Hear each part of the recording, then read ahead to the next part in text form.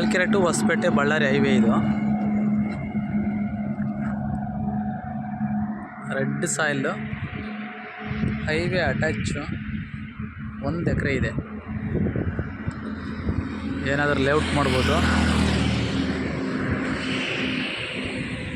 ಡಾಬಾ ಮಾಡ್ಬೋದು.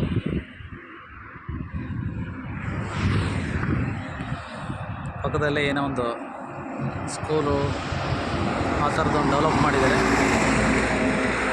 ಕೇವಲ 1 ಎಕರೆ ಇದೆ. ತುಂಬ ಚೆನ್ನಾಗಿದೆ.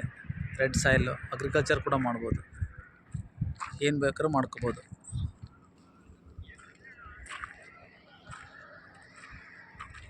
ಮುಂದ್ಗಡೆ ಡಿವೈಡರ್ ಇದೆ. ಏನಾದ್ರು ಹೋಟ್ಲು ಮಾಡಿದ್ರೆ ಟ್ರಕ್ಕು ಬಸ್ಸು ಬರೋದಕ್ಕೆ ಒಳ್ಳೆ ಅವಕಾಶ ಇದೆ. ಹೋಟೆಲ್ಗಂತೂ ತುಂಬ ಇದೆ.